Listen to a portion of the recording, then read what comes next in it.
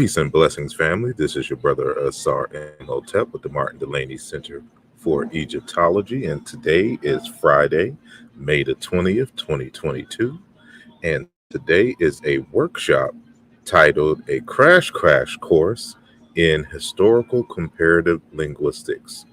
We're going to learn some fundamentals on how historical comparative linguistics is done, and this will be an opportunity to introduce you all to the comparative method. All that and more will return in just a second.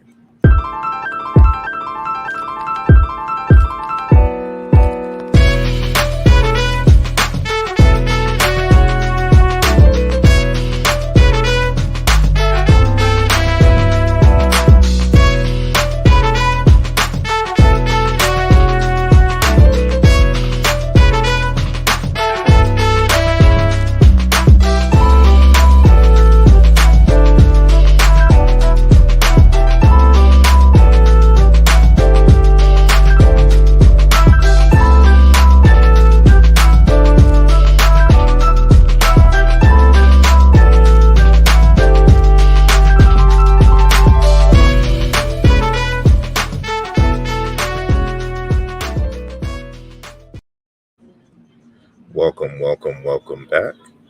And y'all excuse, I'm out and about again.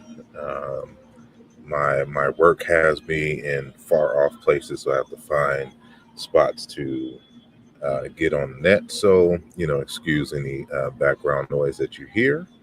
And just want to, remind you all that today is a workshop titled A Crash Course in Historical Comparative Linguistics.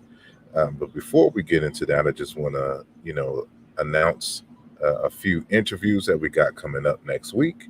And so starting off the conversation is our good brother, Kevin MC Chill Hurd. He's going to start off our Cleveland All-Stars Week. So we're interviewing some movers and shakers out of Cleveland, Ohio. Some people who I've known and met recently coming from Detroit. And we're going to have a Detroit week as well. So some of the individuals who I met in Detroit for the Power and Unity Conference, the One Africa Power and Unity Conference, will be, in the building. That's going to be in June. So we're going to start off with Cleveland, and starting off is going to be our good brother, Kevin MC Chill Hurd, who's a journalist and MC, hip hop head, and one who was about that knowledge and spreading the information. He's also a radio host and a plethora of other things. So y'all be on the lookout for that. That's going to be on this coming Sunday, the 22nd, I believe is the date. Yeah, the 22nd is the date. And then on Tuesday, which is the 24th, and this is going to be on at 2 p.m. On Sunday. And so on Tuesday at 1 p.m., we're going to be interviewing Vince Robinson, who's also a radio host, as well as a screenwriter and a pianist. He owns a facility, or he co-owns a facility out in Ohio, where they do all kinds of, art shows, concerts and the like. And he's doing some big things. So we'll talk to him on Tuesday. And then on Thursday, we have our good sister, LaDosha Wright, who is a hairstylist, beautician, as well as an author.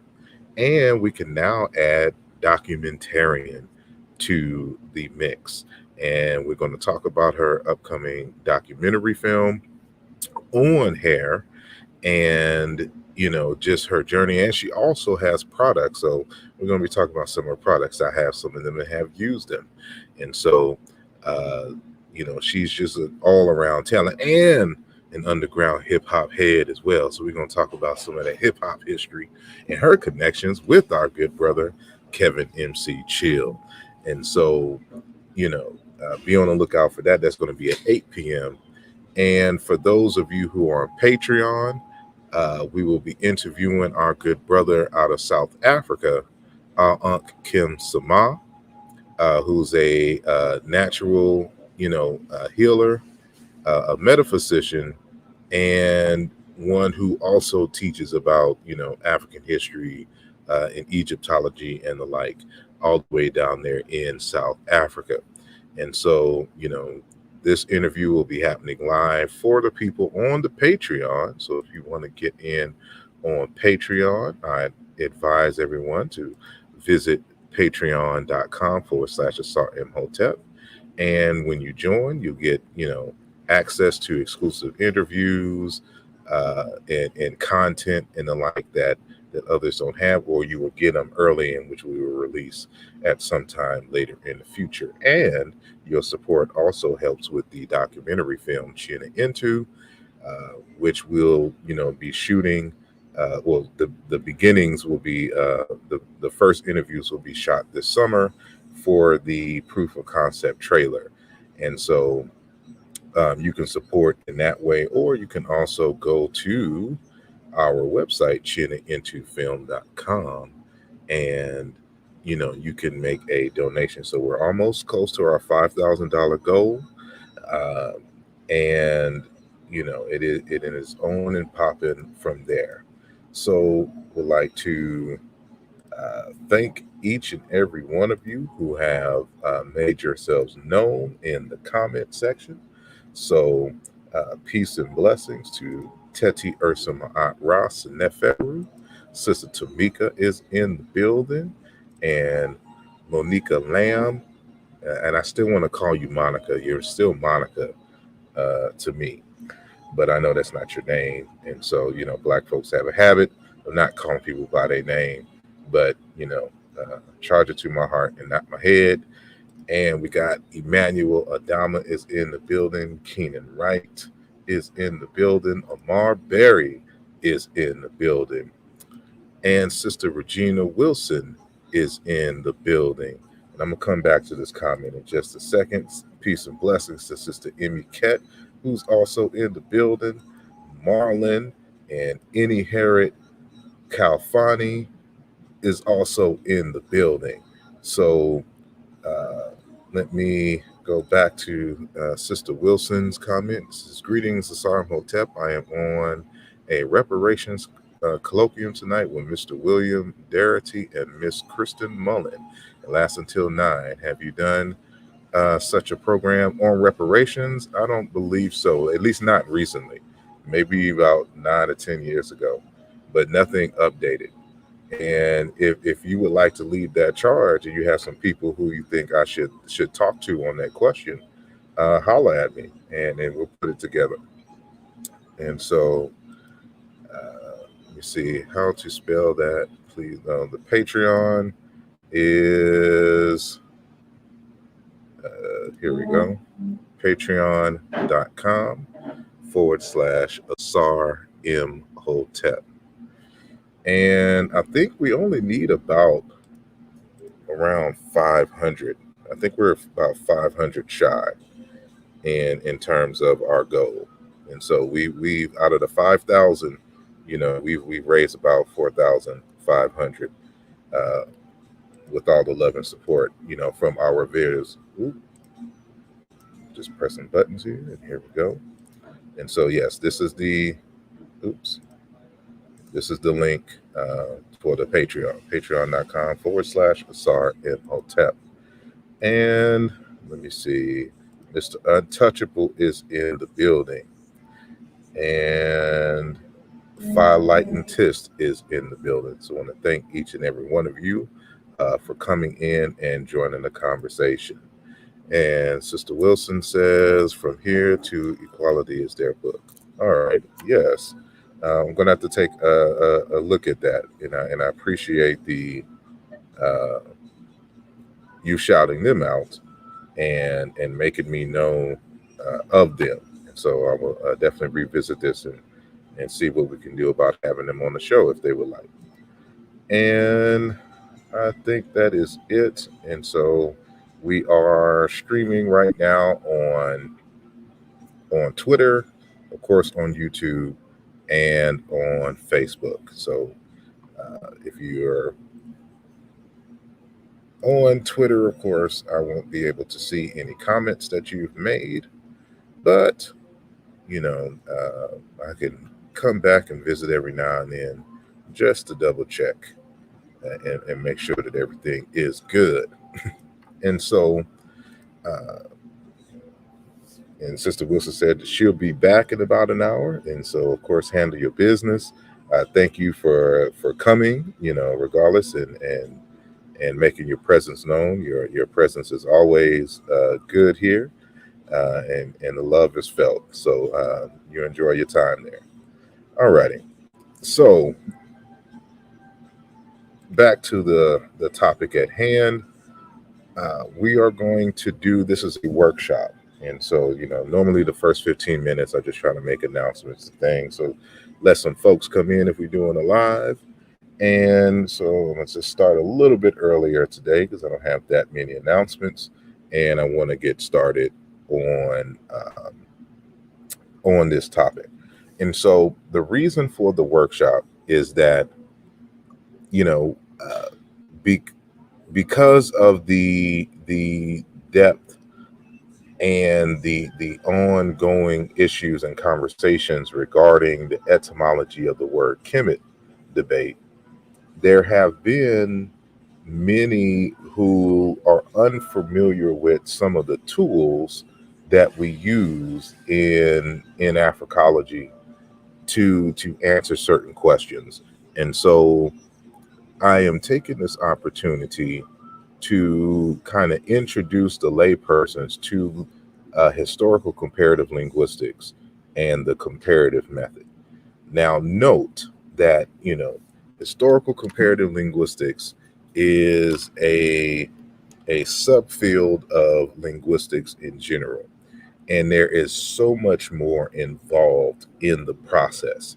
So what I'm going to show you tonight only begins to scratch the surface. And so, but I want to help you all to better understand at least my work and how I'm using it to answer these questions of history. So if you got the notice for this particular program today, you know that in the description there was a link to a document that I hope you would be able to read beforehand. So the presentation that I am going to do today is not my own presentation. It is the presentation of the professor, Dr. Weiss, who wrote the chapter that I shared with you all in the link. So it's a more condensed version of that chapter. And I want to inform you all as well that I added a second link that is even a more concise and summary of what we're going to do today. So, the first link is going to be the full chapter with, the full paragraphs and the like. The second link is fundamentally the same information, but it's just broken down into just sentences, and it is real easy to follow, right? So, both of those links are in the description and you can download them. This is a course I took from UCLA way back in the day. So peace and blessings to Omar Reed in the building, and Gary Hart, and Obaya Man, and Ifa Tunde, Fayemi, and Sister Ladosha Wright, who I mentioned earlier, will be on the show on Thursday at 8 p.m. Eastern Time. So make sure y'all check it out. Thank you all for joining the Mbongi. And before we get started, I just want to make sure that each and every one of you do the following.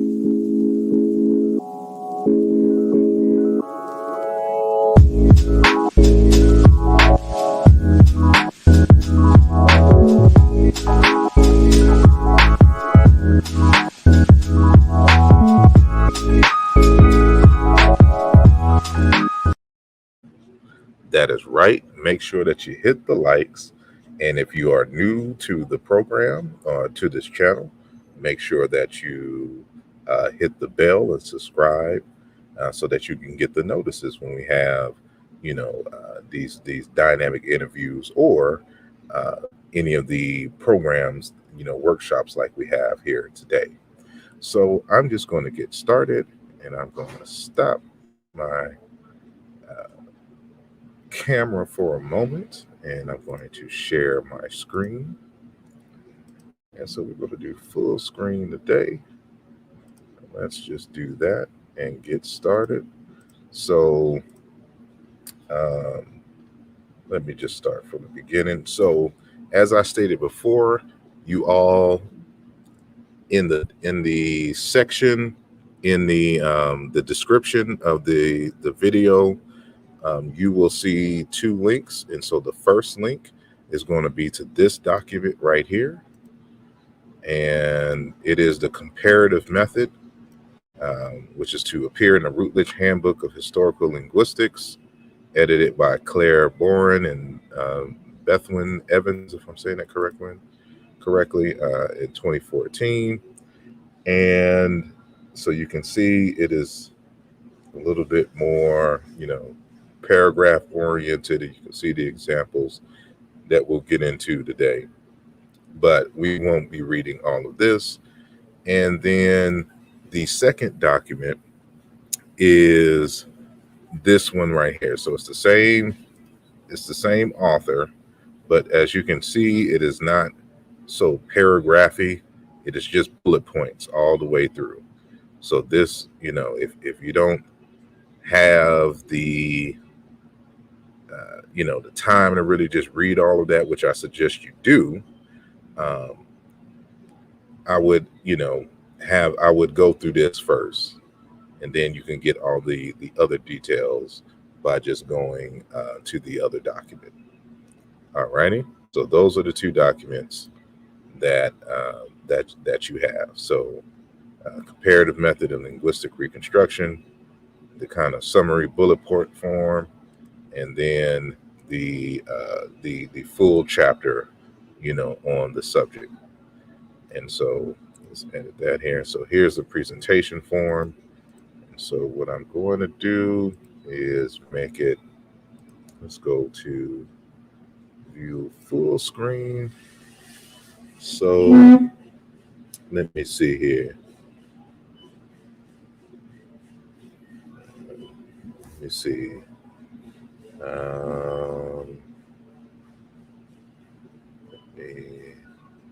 Alrighty.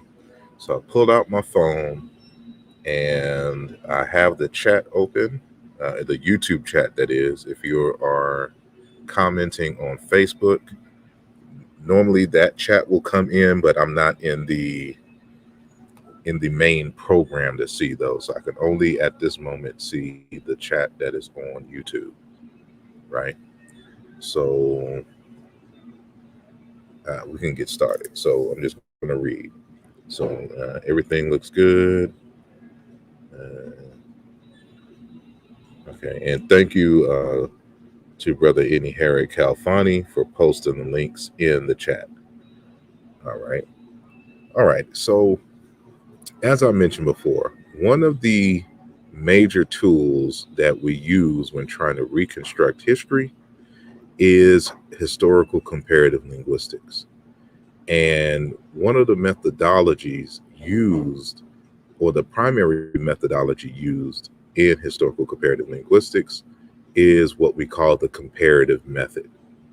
So this is an introduction to the comparative method.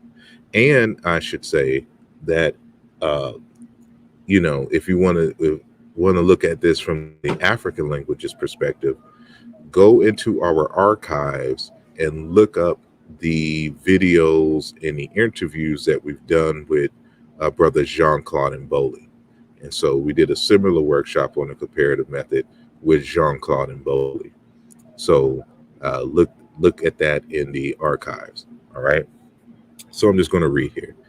So the comparative method is the most important of the various methods and techniques we use to recover linguistic history and language. In this section, we will talk about the comparative method, its basic assumptions, and its limitations. The primary emphasis will be to understand how to apply the method. In other words, how to reconstruct a linguistic item. This method is also important for language classification, for research on distant genetic relationships between languages, and for other areas. So the comparative method is used for a variety of reasons, you know, but primarily we're looking to see about relationships between languages, and if we have enough evidence to reconstruct the parent language, right? And so we say that languages which belong to the same language family are genetically related to one another. Now, keep in mind that this genetically related is more so a metaphor, and so we're not talking about biological relationships here. But a biological relationship is something that is kind of scientifically established and very strong when we're talking about these types of relationships. And so we like to use that as a metaphor in historical comparative linguistics, and even the notion of like a parent language and a daughter or sister language, showing using kinship terms uh, to argue for the relationship between data sets, representing languages, right? Now, this means that these related languages are derived from the single original language, called a proto-language.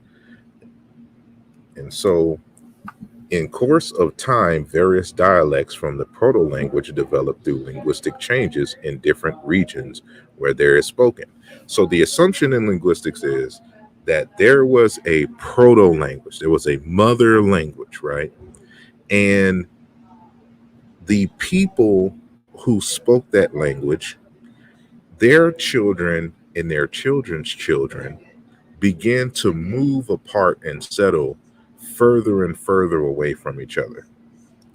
And when they move apart from each other, and new generations over time develop and they go further and further out for whatever reason, dialects form of the parent language that their ancestors spoke.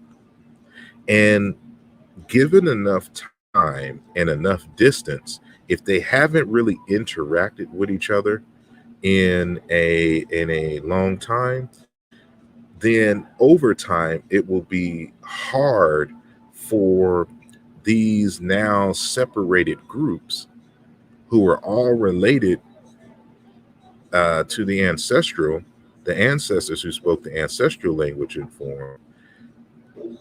It's going to be hard for them to understand each other. And when it gets to that point where dialects are no longer understood by the related groups, we then argue that new languages have formed. So in this discussion, we're going to use the Latin language as an example. And the Latin language has, over time, that was the language of the Empire of Rome. And that language split off into several different languages, into Portuguese, into Spanish, into French, for example, right?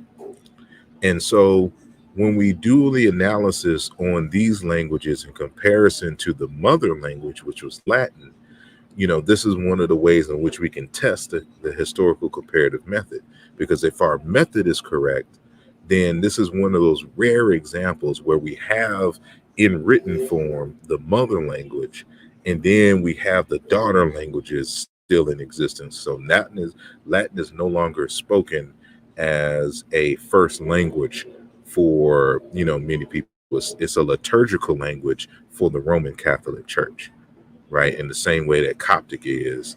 No one speaks Coptic, but Coptic, the language, is a liturgical language used to read, religious texts of the Coptic Church. And so it's the same thing with Latin. And so this is, a good test for the method. right? And then we go there, we go beyond, languages that are written, the languages that are unwritten using the same method. And that's another conversation for another time. And more importantly, that that is what we discuss in the conversation with Jean-Claude and Bowley. And so I see that Sister Imhotep has posted those conversations, the links to those conversations in the chat. And so thank you, Sister Imhotep, for that. Right. So let's continue. Moreover, be it language or dialect, it keeps constantly changing. And then later, through future changes, the dialects become distinct languages, as I just said. The aim of reconstruction by the comparative method is to recover the ancestor language, the proto language, by doing a comparison of the descendant languages. We also try to determine what changes have taken place in the various languages that have developed from the proto language. The work of reconstruction usually begins with phonology, that means the sounds of the language, with an attempt to reconstruct the sound system. This leads in turn to reconstruction of the vocabulary and then to the grammar of the proto language. So we reconstruct the phonemes on the sounds of the language, we reconstruct the vocabulary, and then we reconstruct the morphemes or the grammar of the language. Those are the three major things that we are looking for in terms of the reconstruction process of through the process of the comparative method, right? And so I want to kind of, before I go back there, go to this image here, right? So I use this image in the One Africa Power and Unity conference, but this is a plane, right? An airplane that crashed somewhere in the world at some time in history. I don't have that details. It's just a image that I got from a good Google search, right? So, but you can see that what they do is they collect the surviving parts of the plane that crashed. And because we have an idea of what planes and things look like, we kind of know what parts go together, right? So what the engineers and everyone does is they take those broken pieces that are collected of the plane crash, and then they try to piece it back together so that they can see, okay, well, what area of the plane crashed first, or what was the possible cause in the plane, or was there a design flaw? There was something that they didn't anticipate or whatnot. So they're able to tell a lot by reconstructing the plane. But as you can see from the image here, they don't have all the parts to the plane. So it's impossible for them to reconstruct the plane as new from the wreckage that was left, that survived, that they were able to get those parts and get, right? So it's the same thing in historical comparative linguistics. We're looking at living languages that we have access to. Languages are born and die all the time. So there are some languages that we don't even know we lost, that may have had valuable information that we just no longer have access to, right? And then because languages are dynamic, they're living, they're constantly changing. And because of borrowing from other languages, and then of course the language death or dialect deaths and things of that nature, it is impossible to recover every aspect of the surviving elements of the parent language. So we take the survivals that we can find in each of the daughter languages, and we use that information to reconstruct the parent language.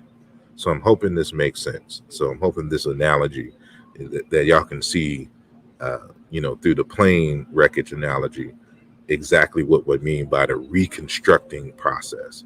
So, we're attempting to reconstruct the plane and to get answers of how it used to be, and then what was the process for which it differentiated, and we only have the pieces for today. So let me go back here, back to the full screen, right? So we also try to determine what changes have taken place in the various languages that developed from the proto languages. We just mentioned that. The work of reconstruction usually begins with the phonology, and I just read that part. So, as we know, and can also be seen from the way languages are classified, we speak of linguistic relationships in terms of kinship. I mentioned that just a while ago, right? So we talk about sister languages, daughter languages, parent language, and language families. These are all, used in a kind of metaphoric sense, talking about kinship. But we should not confuse uh, linguistic relationship with biological genetic relationship.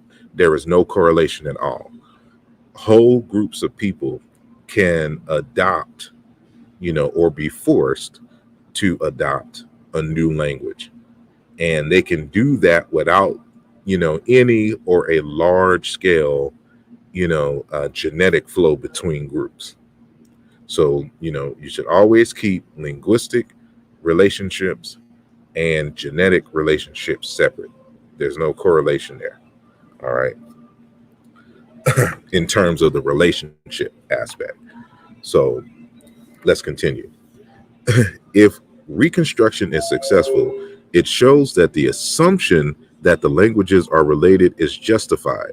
Let me stop here. So we mentioned the comparative method and what it is, and we'll more formally define it in just a little bit. But the comparative method is used to justify a hypothesis. I prefer to say the falsify hypothesis. So let's just say that we have an hypothesis that language A is related to language B, right? So we go through the historical comparative method, and we come to find out that that is in fact true, right? So the comparative method is the methodology used to justify the hypothesis that language A is in fact related to language B. Now that we should use this in a sense, we should view this in a sense like we do in science, because in science we don't try to justify hypotheses. In reality, we try to falsify them, because in science you can't prove anything. Proof is the domain of mathematics and logic. In science, we it's a statistical thing. And so we do a number of experiments so that we can have statistical data to see that, we weigh the evidence, and to see if we were to do this experiment just one more time, what is the probability that we're going to get the same results that we just did, in this series of experiments, right? So in the same sense, we do that even in linguistics, because you can't really prove that two languages are really unrelated, but you can, make a probabilistic argument, and show that, if they are related, that there's little significant evidence to justify the argument, right? And so, this is a little bit beyond what I'm trying to get into, but I just want to mention this, for those of you who are listening, right? Okay, so let's go. By comparing what these sister languages inherited from their ancestor, and it's in the same way, like, you have, genes from both your parents. You get your eye color, your hair color, your height, your skin tone, et cetera, even some markers for disease, etc., from your parents. So in linguistics, these genetic traits are the phonology, the vocabulary, the basic vocabulary, the morphology, the process in which you conjugate your verbs, etc. These are the things that are inherited into the daughter languages. And so, that metaphor, we try to keep the metaphor up as much as possible. All right. So by comparing what these sister languages inherited from their ancestor, we attempt to reconstruct the linguistic traits which Proto-Romance languages possess. Remember that I said that the uh, the focus of this author who produced this is the Latin, or we should say the Romance languages, right? And that's Latin who gave birth to the French, Portuguese, and Spanish languages, right? So that's going to be the examples that we see here. So if we are successful, what we reconstruct for Proto-Romance by the comparative method should be similar to the Proto-Romance, which was actually spoken at the time before it split up into its daughter languages. Of course, our success is dependent upon the extent to which evidence of the original traits is preserved in the descendant languages which we compare. The success is dependent upon how accurate and careful we are at applying the techniques of the comparative method. And so, moreover, Latin is abundantly documented, and hence we can check to see whether what we reconstruct by the comparative method has some approximation to written sources. However, the procedure of checking our reconstructions in this way is not possible for most language families, as we have no written records from many proto-families. Then he goes on to, give the example of Proto-Germanic, for which English we don't have, that we don't have written records, of their beginning, so we can't prove. We can't weigh our reconstructions against, the Proto-Germanic written forms. And Proto-Germanic is not the same as the German language. Proto-Germanic is the name given to the ancestor language that gave birth to Dutch, English, German, etc., etc. Right. So I'm gonna skip down. At the present time, existing languages which have relatives all have a history which classifies them into language families. By applying the comparative method to related languages, we can postulate what that common earlier ancestor was like, and we can reconstruct that language, right? So, thus, comparing English with its relatives, Dutch, Frisian, German, Danish, Swedish, Icelandic, and so on, we attempt to understand what the proto-language, in this case called Proto-Germanic, was like. So Proto-Germanic is a linguistic name. It is not we don't know what the Proto-German people actually called themselves or what they called their language. It's just a linguistic term.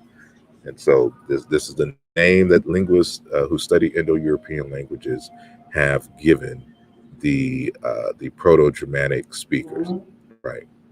So we continue. Thus, in effect, English is a much changed dialect of Proto-Germanic, having undergone successive linguistic changes to make it what it is today. It has changed to a different language from Swedish and German and its other sisters, which underwent different changes of their own. So what we want to kind of drill in your head is that languages change.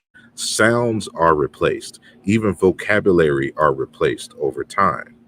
So although sounds change and words merge and split and etc., when we systematically compare them, we're able to see the pattern of the relationships between the languages, because we're going to see in just a little bit what we mean by sound meaning correspondences, and how no matter what it looks like on the surface, when we look at it carefully and systematically, you can see those patterns and that deep knowledge, the deep relationship, the deep kinship between these languages. And this is going to be very important. And so keep in mind that we're doing all of this so that we can help the layperson understand the nature of the methods used when arguing for the place name Kemet. So there's a lot that you're going to have to kind of uh, learn and understand, and we're just trying to help you with that process. So we're not going to talk about Kemet tonight, but I just want to give y'all resources and give you an idea of what we do when we are professionally researching and seeking information about history through language, right? So therefore, every proto-language was once a real language, regardless of whether we are successful at reconstructing it or not. Looks like we have come back to where we started from. So, in short, the comparative method is a way to examine the ways that help to find out languages that have been derived from the proto-language. And having sprung from the proto-language, how have they come to develop into a fully fledged language by adopting the changes that have come on the way? And so, in many respects, the comparative method is almost like if you were to do a sketch from an eyewitness testimony, and you know how the police have the sketch artist, and based upon how you describe it, the sketch artist is able to put together a composite image. The reconstruction process is similar to that. That we're basically trying to put together a composite image of the suspect, right? The suspect being the proto-language in this analogy. And, we're trying to see, how close we can draw the profile of the suspect based upon the witness testimony. So how we're able to, or how detailed and how close we are to the inaccurate, drawing of the potential suspect or whatnot, depends on the quality of the testimony that the witness gives, right? So we don't expect it to be 100% accurate, which is why we don't, rely on reconstructions when we're doing our comparative work. But that's another conversation for another day. However, it gives us a model by which to make inferences concerning, again, history and even the psychology and culture of a people. But that's another conversation, again, for another day. So let's continue. So in order to make a better sense of the comparative method and to see how they are applied, we need to, that's supposed to be brush up some of the concepts and technical terms. So now we're going to define those terms that we've been using, right? So when we talk about a proto-language, we're talking about the language that was once spoken from which the daughter languages descended. So we're talking about great-great-grandmother. And so, when we look at, our current brothers and sisters, we're trying to see what features that we have that great-great-great-grandmama had, right? So the language reconstructed by the comparative method, which represents the ancestral language from which the compared language is descended.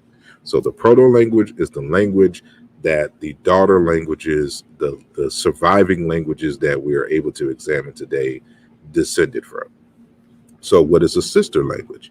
A sister language or languages which are related to one another by virtue of having descended from the same common ancestor. Therefore, the proto-language are sisters. That is, languages which belong to the same family are sisters to one another. Now, we really don't use brother and, or father. We don't use the male,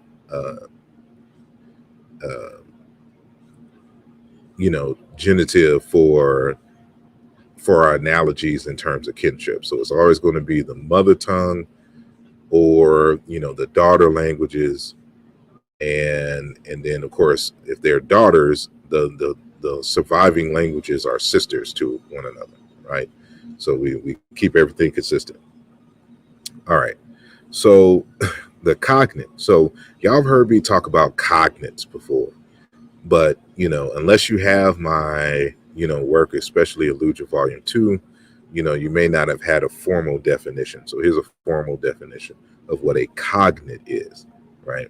So a cognate is a word or a morpheme, and a morpheme is simply, those added bits of sound that are used to, extend the meaning or to provide tense, like future tense, past tense, on verbs, for example. So, if we have the word walk, walk is a word itself, right? And then we had walked. So walked is past tense. The morpheme on walked is the added ed, right? Then we have walking. So this is a present tense. So ing is another morpheme that you can add to the root walk, right? And then in the same context as you could say walks. So you can add an S. So, Ron walks, often to the store. It could be that could be almost a past tense as well. That could be used as a past tense. So, these are morphemes. So if I say,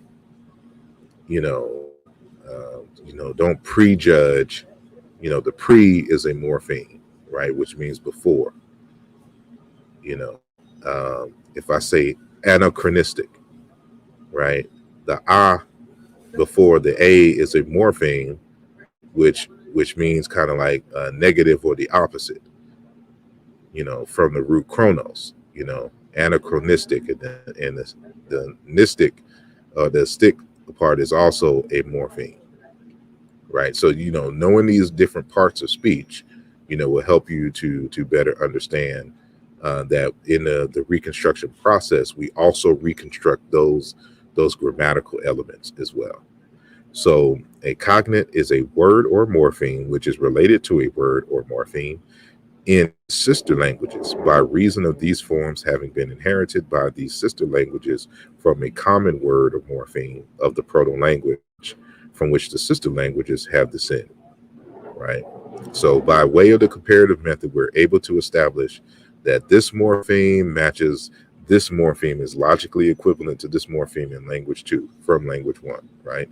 And that this, basic vocabulary word is the same as this vocabulary word in language 2, again, from language 1, right? So, and then we have a cognate set. So the set of words or morphemes which are related to one another across the sister languages because they are inherited and have descended from a single word or morpheme of the proto-language, right? So we have, a cognate in the singular, and then we have a cognate set. And so we have a set of data. So for example, let me go. So this is so like if we look at, what I have here, right? So I'm arguing here that the Proto-Bantu reconstructions are logically equivalent to the Egyptian forms that we see here in terms of these words, right? We have a series here. We have our minimum 3, and then we can see that there's a correspondence between the B in the initial position in Proto-Bantu with the B in the Egyptian in the initial position, and the D in a second consonant position in Proto-Bantu with the N as in Nancy in Egyptian in a second consonant position. So when we see this series, we know that this is cognate with this, and this is cognate with this, based on the sound laws that we've established. So this is the sound law right here. So Proto-Bantu BD consonant sequence implies the Middle Egyptian BN. So this is what we're saying. So this is a set. This is so the Proto-Bantu Bedi, breast, teat, is a cognate of Egyptian Benti, nipples, and breast. And this is a morpheme that doubles the root here, or implies there's a double of the root here, right? But these two are cognates. This is a cognate, but together, since we have a series here, This is a cognate set. So it's tables and rows full of related words that we can establish based on the sound meaning correspondences between the two. So this is a cognate set. So this is the formal term of this table here, right? So let's go back. And here we go. So sound correspondence, therefore a correspondence set. This is a set of cognate sounds, the sounds found in the related words of cognate sets, which correspond from one related language to others because they have descended from a common ancestral sound. A sound correspondence is assumed to reoccur or recur in various cognate sets, right? So let's go back. Let's go back to our example. All right. So here we go. So as you can see here, that we have our individual cognates here, but this is the entire cognate set. But this is also, these are the correspondences. So when you see in my tables, when I do my work, you see that I have all my tables like this. I have, language A and language B or language C. And I have a table here of correspondences. And these are the sound correspondences. So as I mentioned here, the B's in Proto-Bantu correspond to the B's in Egyptian. And they're supposed to be representative of each row, each column. So B, this first B is for column 1, and the second B is for column 2. And as we can see here, the D corresponds to N and is regular. This is a series that we can demonstrate here. So this is a correspondent set, sound correspondence. So if you understand this, you'll be able to move forward. So let's go.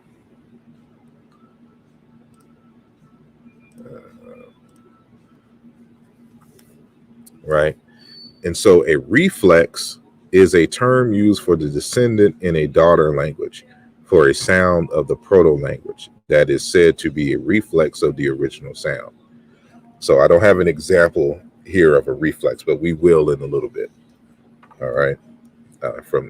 In terms of my presentation there. And so meaning that the original sound of the proto-language is said to be reflected by the sound which descends from it in a daughter language. In another simple way, it is a speech element derived from a corresponding form in an earlier state of the language. For example, sorrow is a reflex of Middle English sorre. So we say sorrow today, but earlier they used to say sorwe. And so we can see that the E has been dropped and that there was an additional R, added, as well as, the insertion of another O, or we can say that there was metathesis on the E and a W at the end here, and that the E became O in the environment preceding the W. But, I would have to see other examples to know if that was the case. But, you should be able to understand. So this is the earlier form of sorrow in Middle English, but now we say it like this today. So sorrow, the modern form, is a reflex of the earlier form. So that's what we mean by a reflex.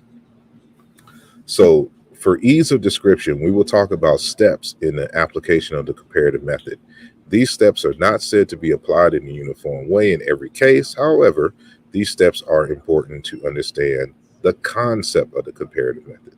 So when we do the comparative method, this is the steps involved in the comparative method, right? So as I stated earlier, there's a lot more to historical comparative linguistics and the comparative method than we are able to cover here today, but at least you know what the process is. So the first step is to assemble cognates. The second step is to establish the sound correspondences. The third step is to reconstruct the proto-sound. And then within that process, you have directionality, majority wins, factoring in features held in common, and economy.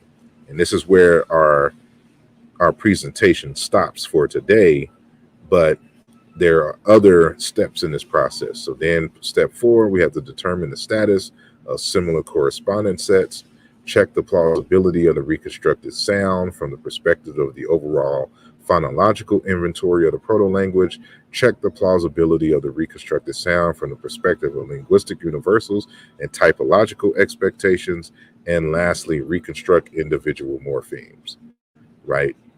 So as you can see, there are 7 basic steps in this process. So it is very involved, it is very time consuming, and it is very tedious, right? And so it is boring as hell, but exciting at the same time for those who are in it. And so when when we say that, certain work hasn't been done, this is what we mean. These 7 steps have not been done in the process. And so, don't think that you're just gonna just read something online and understand what the comparative method and its processes are. It is very involved, and it is not for the weak. It is not for the weary. It is not for those who like to do shortcuts. It is not for those who are comfortable in their mediocrity. It is very much an intense process, which you need a lot of resources to achieve, and it is something that you definitely cannot microwave. So when somebody starts talking about explaining the comparative method and certain processes, and they want it in 120 characters or less, laugh at them and walk off. Well, don't laugh at them, but still walk off because they're not serious. But let's continue. So the author here now goes with each of the steps. So I'm not going to go through the entire thing here. Tonight, I'm going to break this up. I was initially going to go 3 hours strong, but I'm just going to break this up into different sections. So we're just going to do the first one today. That is the assemble the cognates, right? So you have the steps, and I have these steps all outlined in Alluja Volume 2 and from the same source, which is cited. And so, for those of you who have that text and you want to kind of go over it a little bit, it is there in Volume 2 and the second half of the book, where I'm getting ready to have the conversation about, the debate that Dr. Wesley Muhammad and I are having in regards to Allah and Ra, etc. So let's get it in. So he says, let us briefly examine these steps. For more details, read Campbell. All righty. So in order to begin to apply the comparative method, we look for potential cognates among related languages and list them in some orderly manner or form, in rows or columns, like we saw in the previous slide, or the previous presentation of slide. Let us see the table given in the next slide for cognates, right? So, well, I forgot Italian in that list as well. So this is a cognate set, that was put together by the author. And so what we have here, we're comparing essentially 4 daughter languages. So we have Italian, Spanish, Portuguese, and French. And these are the daughter languages of Latin. And together, all five of these languages and more comprise what we call the Romance languages. So remember that Latin was the language of Rome, thus Romance languages of the Empire of Rome. And so that language differentiated into these four dialects that we call Italian, Spanish, Portuguese, and French. And the French dialect is a perfect example of why you cannot,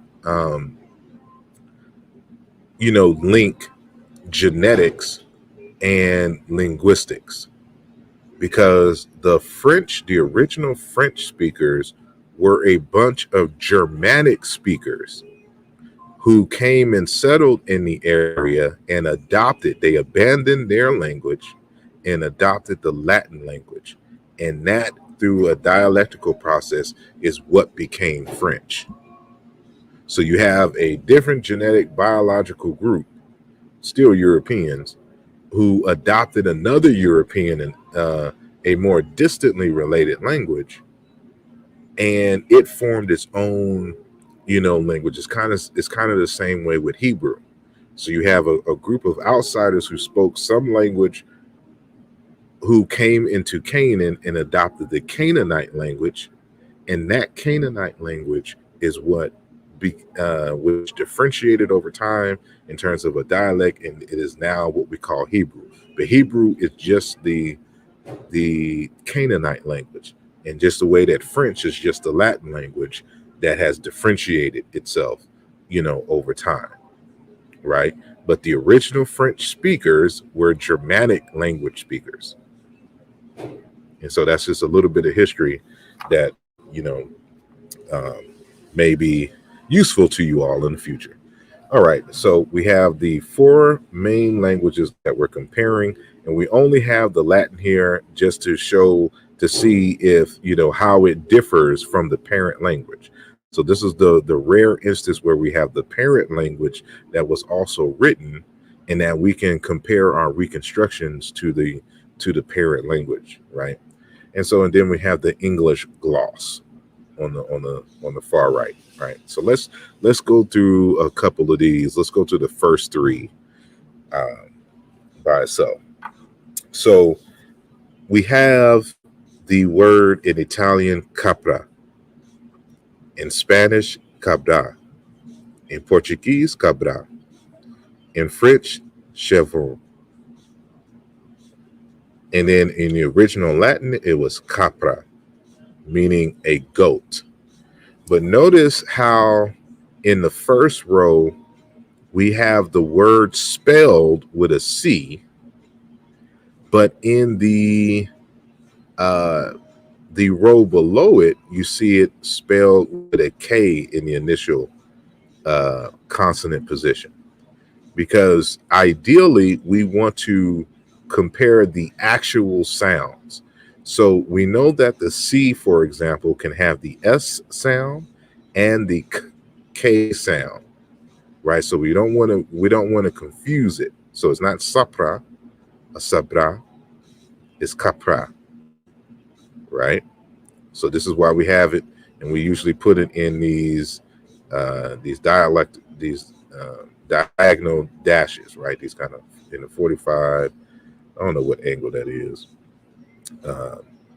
but in these brackets here, this is where you see the actual pronunciation. So let's go over here to the French in the top row. So you see how it has CH, right? But in this one, we have this symbol here that represents the sh sound, right? And this E is not the regular E, it's eh. And so this is the IPA, International Phonetic Association, symbol that we use for it. So I'm not sure, because this is kind of blurry even on my screen. So, hopefully y'all can see it. And I know in the two documents that I give you, it's a lot clearer.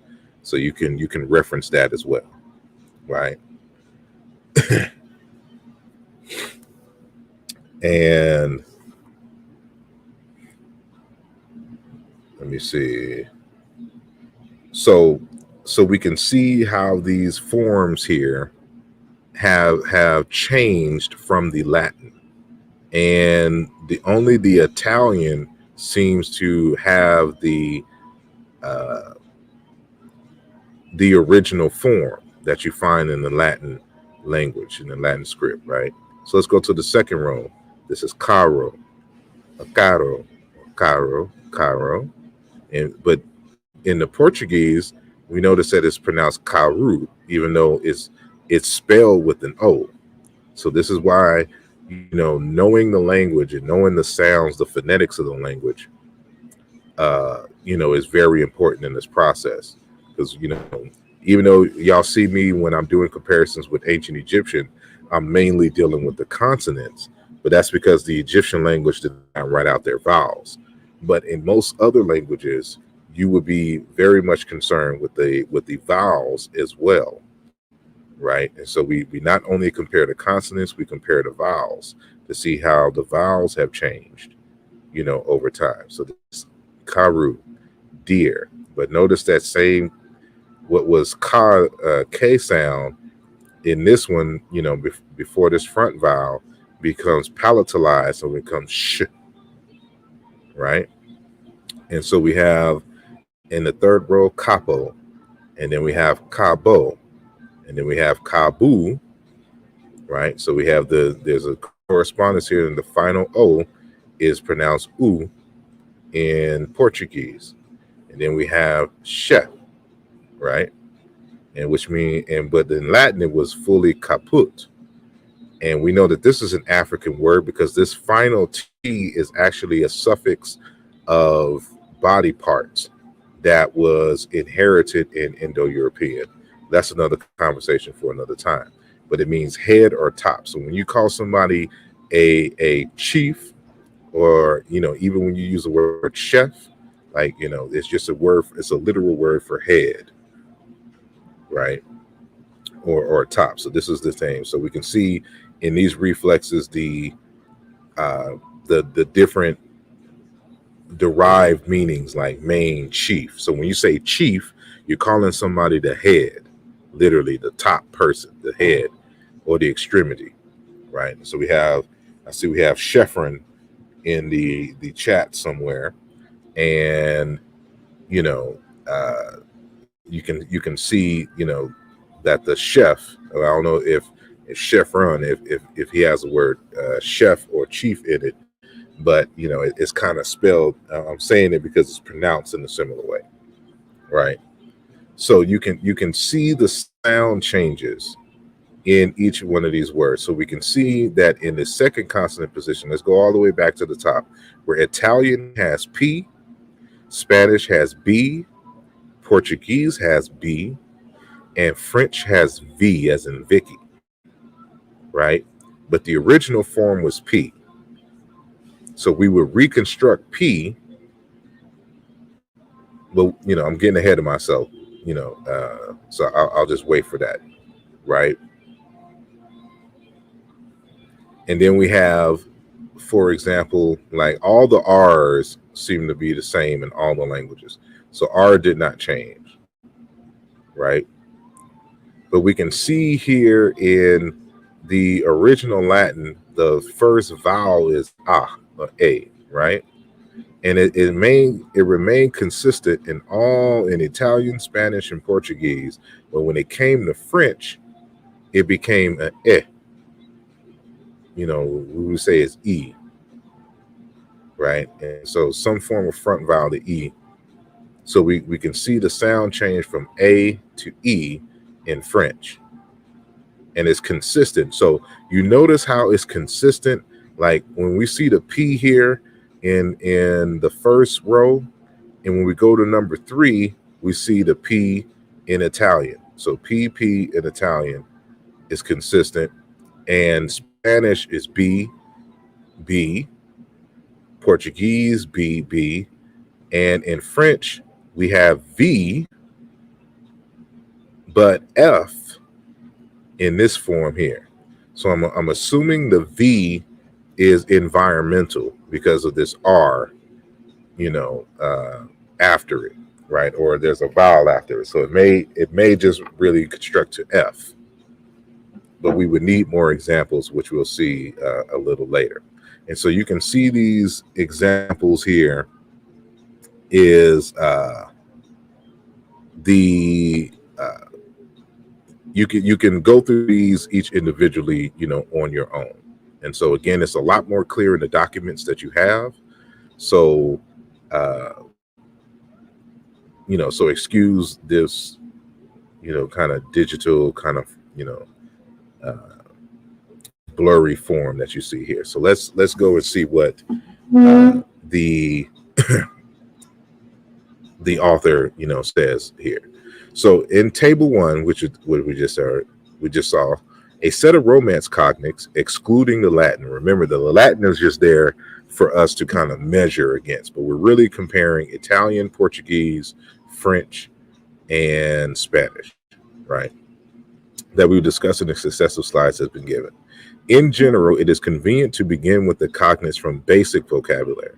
So, you want to try to avoid, unless you're just doing a study on culture words or religious words,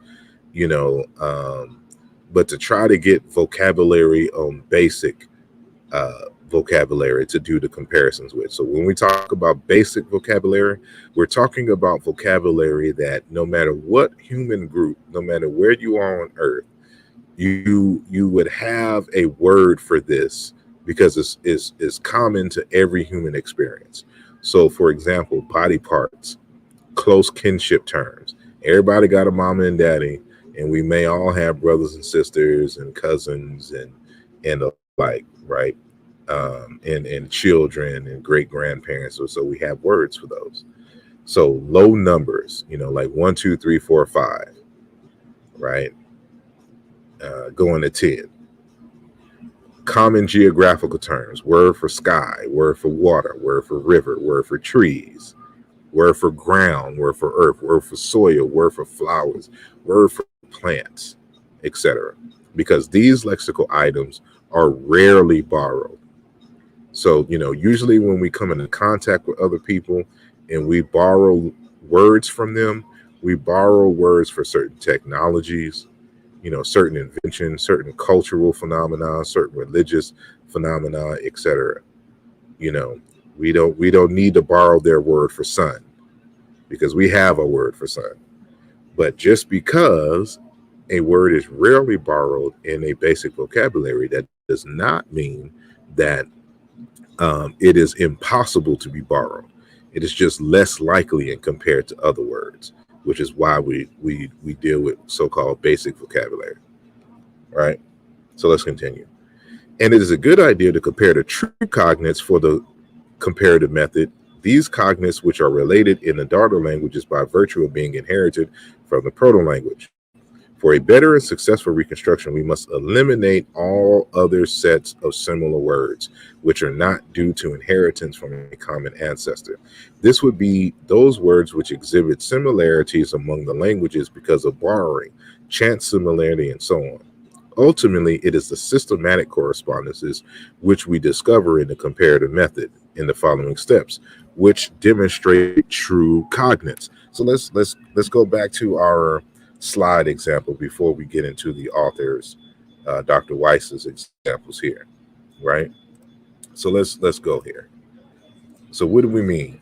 So we can see that these are very basic words. I'm not doing anything religious or whatnot. So all women have breasts or nipples, or just every human being has a chest.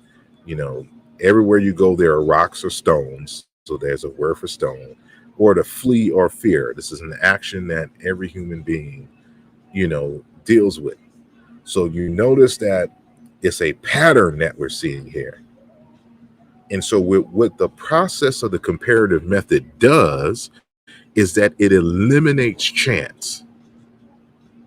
And what do we mean by chance? We'll get into chance in a minute. But because you see these examples here with these sound correspondences, we can create a formula. Proto-Bantu BD implies Middle Egyptian BN. And so this is what we call an implicational law. And so this comes directly out of logic. And when we're talking about imply, so when you see um, this arrow here, now in most instances, you can also say that this becomes, but this is not the case. We're not saying that Middle Egyptian derives from Proto-Bantu. So this means implies. So the BD consonant sequence in Proto-Bantu implies Middle Egyptian BN. So we can see the sound correspondences here, BD to BN. So what we do is we're trying to make a prediction. So what do we predict for the Proto-Bantu BD shine? So notice that this word Proto-Bantu reconstruction bod, shine, or to shine, the verb, is not in this correspondence set. But if I have this word in Proto-Bantu, given the law that we have here, what form, and I'm asking y'all in the comment section. So y'all, who are in the comment section, y'all tell me. I'm gonna look. I'm gonna give it a few seconds because I know there's a time delay. Y'all put in the comment section what is the expectation that you would have for Egyptian, right? So if I have Proto-Bantu bod to shine, if there is a cognate in the Egyptian language, what form would it have? So give me the consonants in sequence in the chat, and I'll just wait a second. So boo doo doo doo doo doo doo do do do do do do do do do do do do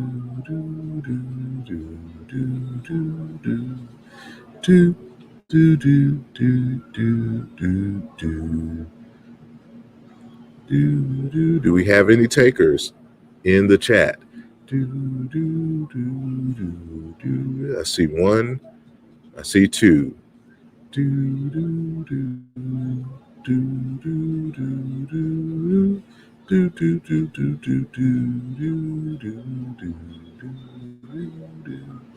And I'm black, so we got to remix it.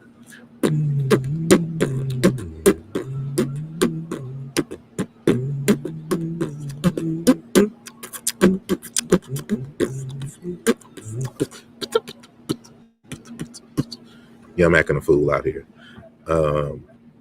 So let me look here. So I see we have, alrighty.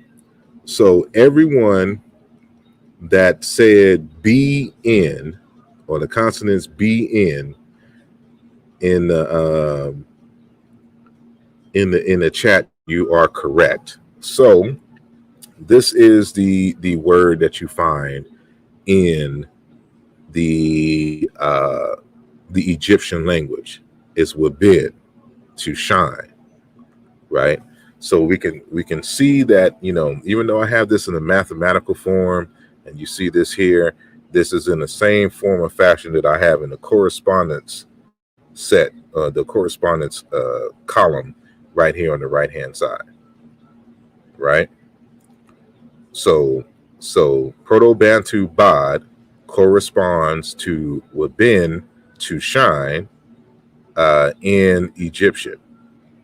And so we can see from these that these are regular. We have a correspondence set, and we can make predictions based upon this correspondence set and establishing the sound correspondence, or the sound rules, the relationship rules for Proto-Bantu and Middle Egyptian, right? And so we also have this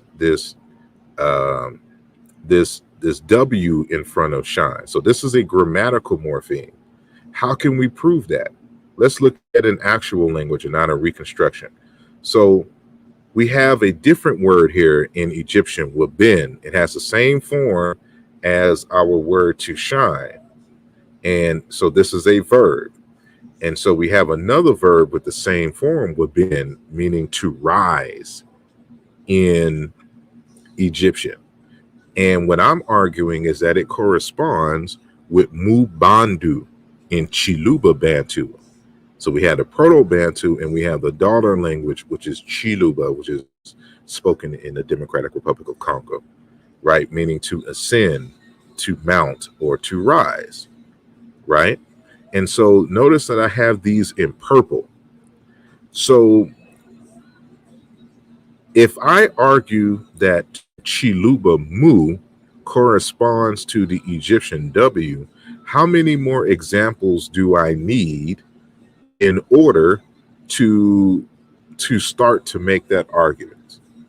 So I gave you a hint here. You notice that I started with 3 and then I went to 4. And so we always want to make sure that we have at least 3. So when we have at least 3, this shows a pattern, and we knock out coincidence. We knock out chance as a explanation for the correspondences that we see. So although I have one, correspondence here, this is not enough. I always have to give more. So this is exactly what you see in this table here. So right now, I'm only concerned with the grammatical prefixes in both Egyptian and Chiluba Bantu. So notice that where Egyptian has W, Chiluba has Mu. And I have in red, these are the roots that I have in red in both languages. And even though we're not focused on the root, trust me, I've done this. All of these sounds correspond regularly in the language. But right now we're concerned with the prefix. So even in this form here, this is a noun in the second row. And so I have other noun examples as well for Mu. But, because we have the previous one, Mu Mandu, in this verb form, compared to Waben, to rise, and we have Wade, to bear fruit, to ripen, to be ripe here in Muguka, Muinguka, and then Wagim, to grind grain, and then we have Mukanda, to pound. These are all, correspondence. So we've seen that the fact that we can go back and we have these basic vocabulary words, right? And we have a series of correspondences. And then we also have grammatical correspondences between Bantu and Egyptian. These two things and more, of course, combined eliminates chance.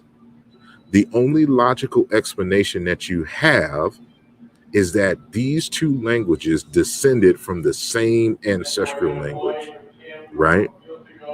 So this is why we do the steps that we do, because we want to be systematic and we want to be scientific in our approach. And this is what this process does. So when you see me, and I have this, I'm not just putting words up on the screen. Anybody could put words on the screen. I want y'all to understand when I'm putting these correspondences, these aren't words on the screen. These are correspondence sets, right? These are cognate sets. And when I'm showing you the sounds that correspond, this is what we do to begin the process of reconstruction. All right. So I'm going to come out of that and go back to our original slide. So let's get busy, right? Okay, so in general, it is convenient to begin with cognates from basic vocabulary that we mentioned earlier. And it is a good idea, I'm skipping down now, to compare true cognates for the comparative method. These cognates, which are related in the daughter languages by virtue of being inherited from a proto-language. For a better and successful reconstruction, we must eliminate all other sets of similar words which are not due to inheritance from a common ancestor. Again, that's why I went back and showed you the series of sound correspondences, because that's the process that we use to eliminate chance as an explanation for the apparent relationship between the terms, right? So these could be those words which exhibit similarities among the languages because of borrowing, chance similarity, and so on. Ultimately, it is the systematic correspondences which we discover in the comparative method in the following steps which demonstrate true cognates, right? So now the second step is to establish the sound correspondences. So we're just I just have one or two more slides that I'm gonna do, and then I'm gonna end there. So the next we're gonna pick up with the step 3, reconstruct the proto sound, right? But we're just gonna do these last 3 slides, and then we're gonna be done for today. So step 2, establish the sound correspondences. So we assembled the cognate sets, and now we are establishing the sound correspondences. So what he's going to do now is we're going to go back to this table here, this table 1. So he's going off of table 1 here. And so now, next we attempt to determine the sound correspondences. For example, in the words for goat in cognate set 1 in the table 1, the first sound in each language corresponds in the way as indicated in sound correspondence 1.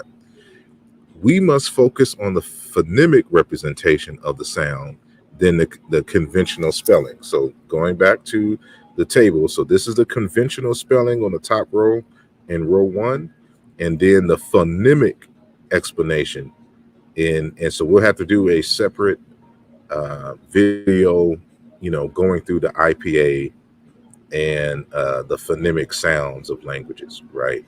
So we deal with these sounds.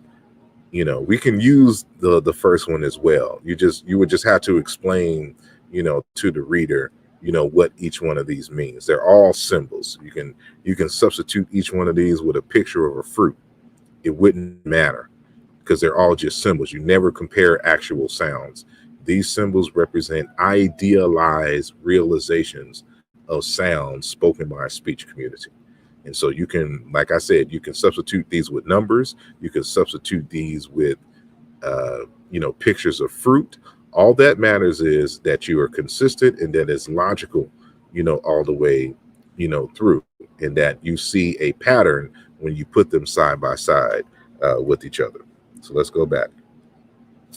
So we must focus on the phonemic representation of the sound, then the conventional spelling. Sound correspondence 1. So in Italian, they have K in the first. Remember that these are the sounds, not the actual spelling.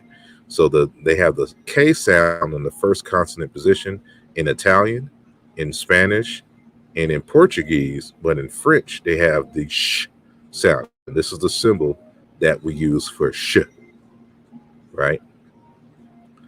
Note that historical linguists often use the convention of a hyphen after a sound to indicate the initial position before a sound to indicate final, and at both ends to show the middle sound. So let me come over here. I'm gonna go back to my correspondence set here. So you notice that in the correspondence, the sound correspondence column, how do I know that we're in this row here? I'm comparing the first sounds of the the cognate forms, or the potential cognates between these two words. That's because I put a dash after it to let you know that this B comes before any of the other sounds. How do I know that the D that I'm comparing here is the last? I'm comparing it with the N. You see now that the dash comes before, right? So you know that on this row, because of the direction of where or I should say the position of where the dash is placed, this lets me know that I'm dealing with the first consonant. And because the dash is placed before these two consonants, these let you know that these are the last consonants in the root for which we are comparing. So this is a linguistic convention. So when you see this is why you see those dashes when I'm doing this work. All right. So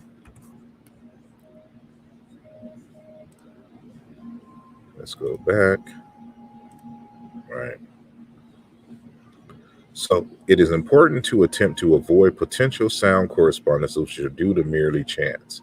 For example, languages may have words which are similar only by accident, as the case of Quetzalcoatl, which is a Mayan language, the word mess, which means mess or disorder or garbage, or English mess, disorder, untidiness. So what he's trying to say here is that in the Quetzalcoatl language, there's a word mess, and it sounds just like the English word mess, and it actually has the same meaning or same or similar meaning. But is Quetzalcoatl mess from the Mayan language cognate with the English mess? That's the question that we have to ask, right? So when we look at the two languages, if they were cognates, if mess and mess were cognates between Quetzalcoatl and English, we would expect to see in the first consonant position the words starting with M in English also finding a similar pattern in Quetzalcoatl. So if you look in the lower left hand corner here, we have some words here in English: man, mouse, moon, mother, right? But let's look at the Quetzalcoatl: achi, choi, or choi, it, nan. We can see here that there is no series of correspondences. So this is how we know that the word mess in English and the word mess in Quetzalcoatl are not cognates. It is just a coincidence that they sound similar and that they have similar meanings. And so we have to remember that human language, human speech capacity is very limited, right? And as a result of the limited speech capacity and sound production capacity of Homo sapiens sapiens, given the thousands and thousands of languages around the world, by statistical chance, you are going to find vocabulary words that sound the same and maybe even have similar meanings in some far off remote languages. So this is why we do the comparative method, so that we can eliminate chance. This is what puts us on a scientific ground, on a scientific and mathematical status, right? Because we're eliminating chance, and that's exactly what you would do in the scientific method. So the reason why you do the experiments the same way and in different ways, you add new variables and you have that statistical mean and all this other kind of calculations, is to eliminate chance. And so we do the same thing in historical comparative linguistics. And so the last slide, he goes on further to explain what we just stated here. Similarly, we need to attempt to eliminate similarities found in borrowed items, which seem to suggest sound correspondences. Usually, borrowed items do not exhibit the sort of systematic sound correspondences found in the comparison of native words among related languages. Meaning that if you are seeing these systematic sound meaning correspondences in all areas of vocabulary and grammar, it is no longer a coincidence that we find in these correspondences. It can only logically be explained as a result of these two or more languages descending from a common ancestor. And so this is why we do what we do again. However, it is a known fact that basic word lists or vocabulary does have much borrowed items, as I mentioned earlier. Anyway, so can't be safe if we take the basic word list. So we can be safe if we take the basic word list for our examples. Given that sound correspondence 1 reoccurs frequently among the Romance languages, as seen in the forms compared in Table 1, we assume that this sound correspondence is genuine. It is highly unlikely that a set of systematically corresponding sounds, such as this one, could come about by sheer accident. And it's the same thing when we're doing our comparisons with Egyptian, right? And so we do the same thing when we're coming, this is just one of my examples on Kemet here, right? When we do, if I say that that Chikongo, which is an actual place in Central Africa, is cognate with the word Kemet, I'm not saying this, because I just want to and I just got nothing else to do. I'm saying this because I can demonstrate systematic sound correspondences between Kikongo and ancient Egyptian on the same form of the words, where in the first consonant position in Kikongo is K, is going to correspond or implies in Egyptian, which I call Chikam, K in the first consonant position.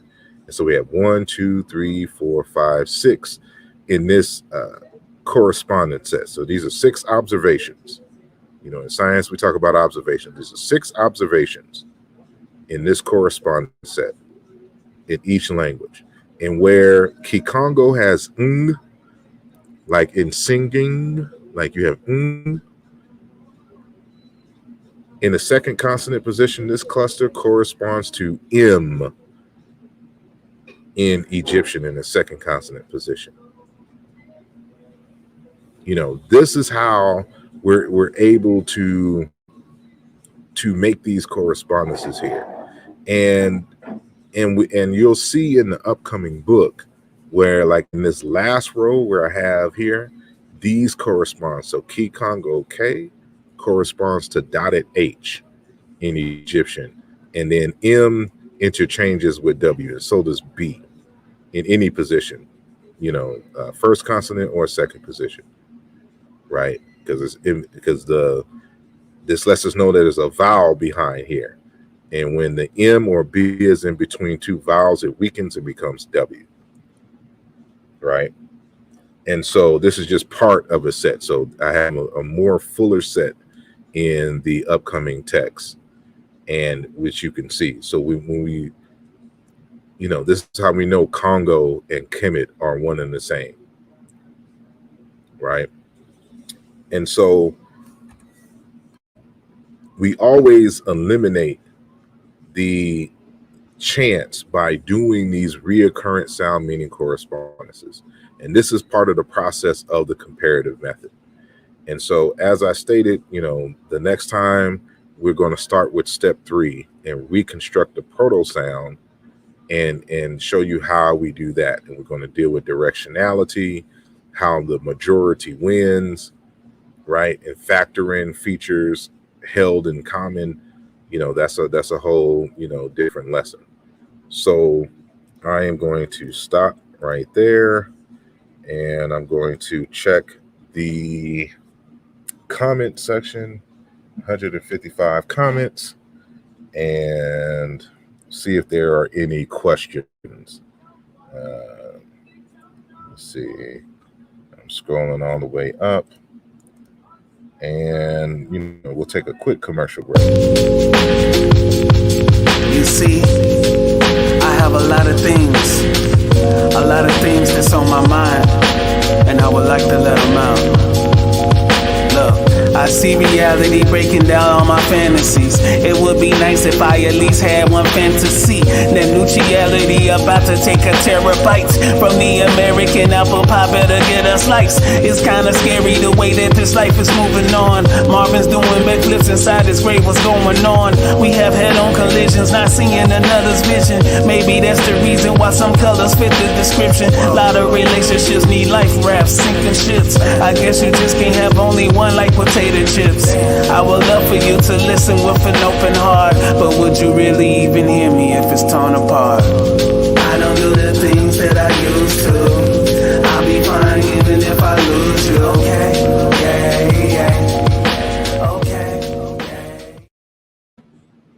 Alrighty, we are back, and I don't see any questions. Just as usual, the trolls come in, and it's just a lot of slick talk. But we love you all too.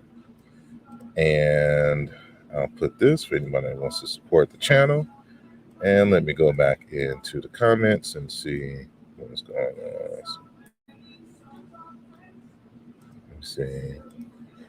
Yurak Taraji, Taraj, I don't know if I'm saying that correctly. So, what makes those correspondents stronger than the Coptic? I don't know if there's even a what should we say, a competition between or one stronger than the other.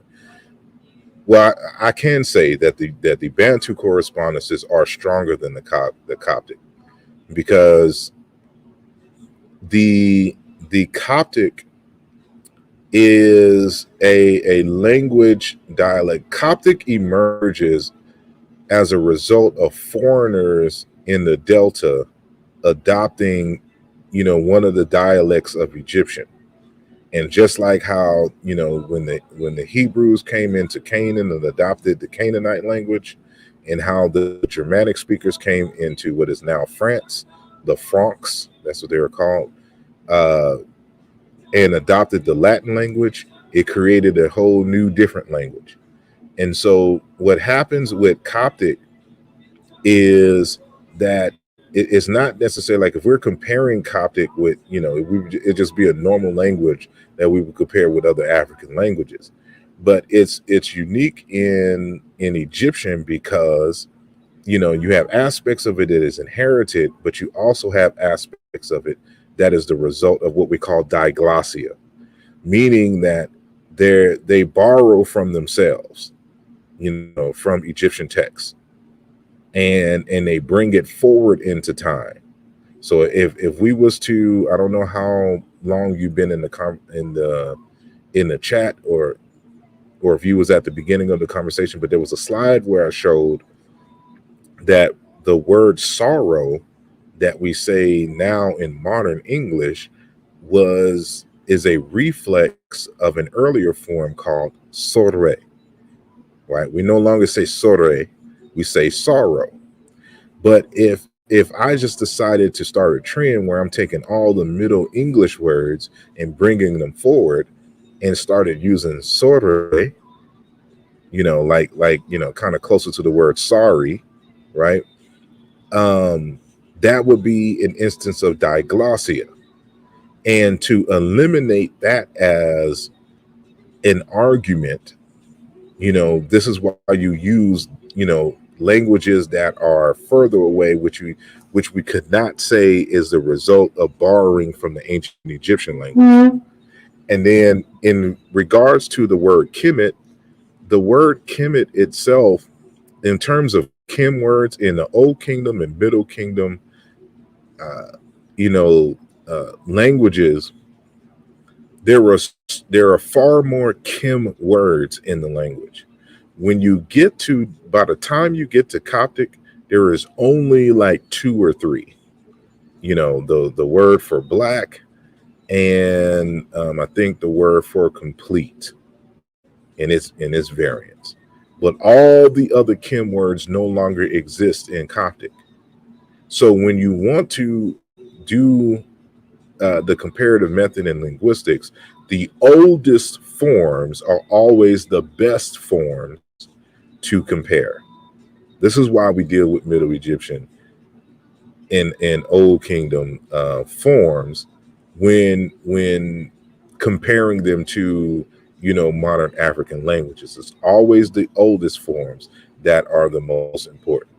And for anyone that needs the quote unquote professionals, I have the citation cited in Allusion Volume 2 for that fact. So it's not that we don't use Coptic. It's just that Coptic, the forms, the comparative forms don't exist, uh, or barely exist in the Coptic language, and so much of the words and things have changed and eroded by that time. So again, the details are in the Middle Kingdom and Old Kingdom texts. And so it still has all the grammatical forms, because of course the suffix T has been dropped in Coptic. And Coptic does not have the classifiers or the quote unquote determinatives. And so the determinatives are key to answering this question. And so the Egyptians gave you the tools in order to decipher the text. You just got to go to the Middle and Old Kingdom hieroglyphic script, because Coptic is not going to tell you much of anything. So that's why. But no, it's not an issue of better than or stronger per se, but using distantly related languages eliminates the idea that, for example, that the Chiluba, if you don't believe that the Baluba people were in ancient Egypt, then any correspondences between them could not be the result of borrowing from the ancient Egyptians. It can only be the result of the inheritance from the proto-language. So everything is strategic in this manner, right? So let me go now.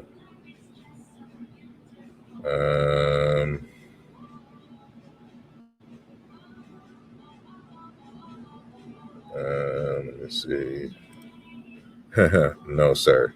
I don't work out. I don't learn while I'm doing online. All this stuff I know for a fact and have been doing it for years, and have been teaching this for years. And so this is just for the new people who entered this conversation and have requested this because they didn't understand. They didn't know where to go. So that's why I gave out the sources. And I'm not trying to bog y'all down with thick books. Just read that, and hopefully you'll get the bug. And let's see. Oh, kind of skip now. And thanks to Sister Ladosha for her contribution, to the channel. It is greatly appreciated. Thank you very much. And again, we will have Sister Ladosha this coming Thursday on the Mbongi. So make sure that you tune in. And then on Tuesday before her is going to be our good brother Vince Robinson.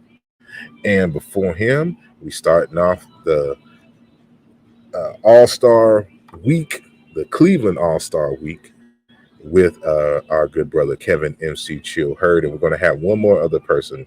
We're just trying to iron out the time. And so I'm trying to see if I can get him in on Tuesday along with brother Vince at a different time. But we'll see. All right. So yeah, let me go back to the chat. And let me see. Yeah, y'all just want some other stuff in here. Let's see.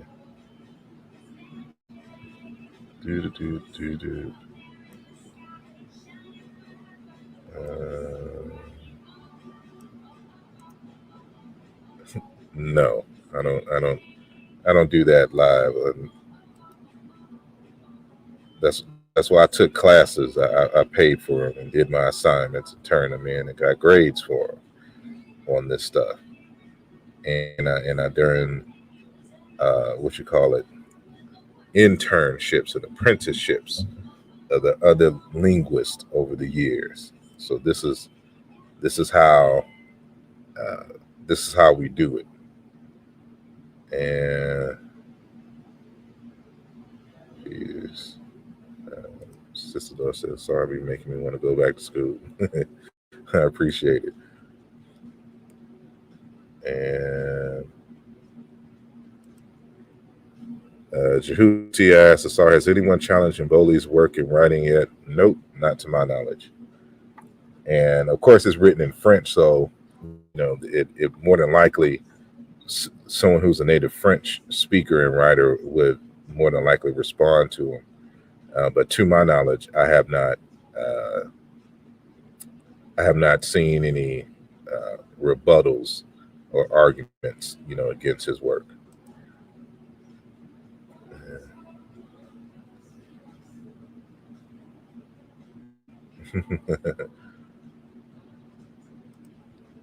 Yeah, I wouldn't necessarily call them remedial, but they have a long way to go. That's a fact. Let me see.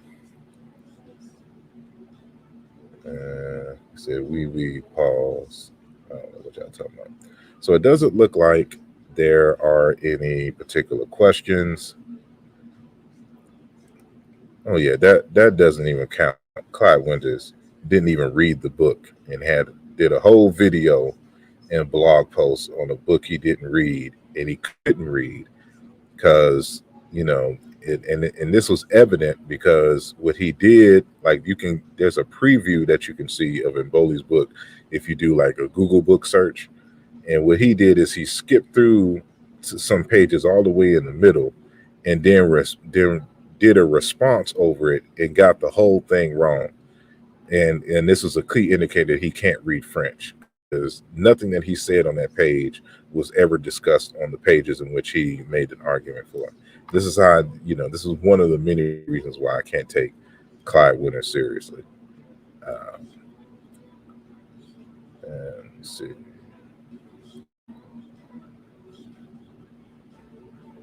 Let me see. Nope. Alrighty. Well, since there are no, questions, this ends part 1 of our series, and I'll probably do part 2 on Sunday, if I have some time. So I do appreciate each and every one of you. Let me see. Marcel Taylor says, has there been any breakthroughs regarding deciphering erotic?